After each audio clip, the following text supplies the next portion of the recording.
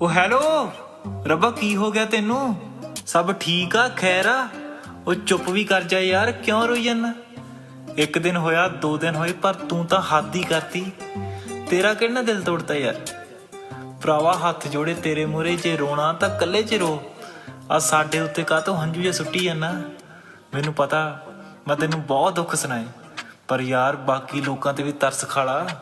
ਉਹ ਸਾਡੇ ਘਰ ਦੀਆਂ ਛੱਤਾਂ ਤੇ ਹੀ ਤਰਸ ਖਾਲਾ। ਤੇਰੇ ਹੰਝੂ ਤਾਂ ਛੱਤਾਂ ਪਾੜ ਪਾੜ ਅੰਦਰ ਆਈ ਜਾਂਦੇ ਆ। ਉਹ ਸਾਡੇ ਕੋਠੇ ਚੋਂ ਲੱਪੇ ਆ, ਉਹ ਬਾਹਰ ਤਾਂ ਕੀ ਆ ਨਾ, ਹੁਣ ਤਾਂ ਅੰਦਰ ਵੀ ਨਹੀਂ ਬਹਿ ਹੁੰਦਾ। ਇੰਨਾ ਕਹਿਰ ਨਾ ਕਮਾ ਯਾਰ, ਮੈਂ ਦਿਨਾ ਹਨਾ ਦਲਾਸੇ ਤੈਨੂੰ। ਦੇਖ ਲੈ, ਚੁੱਪ ਕਰ ਜਾ, ਬਸ 2-3 ਦਿਨ ਸਾਹ ਲੈ ਲਾ, ਨਾਲੇ ਥੋੜਾ ਪਾਣੀ ਦਾ ਲੈਵਲ ਨੀਵਾਂ ਚੱਲ ਜੂ। ਜੇ ਫੇਰ ਮਨ ਭਰਿਆ ਹਨਾ, ਤੂੰ ਫੇਰ ਰੋ ਲਈ। ਹੁਣ ਤਾਂ ਰੁਕ ਜਾ ਯਾਰ, ਹੈਂ? ਰੁਕੇਗਾ ਨਾ, ਹੈ?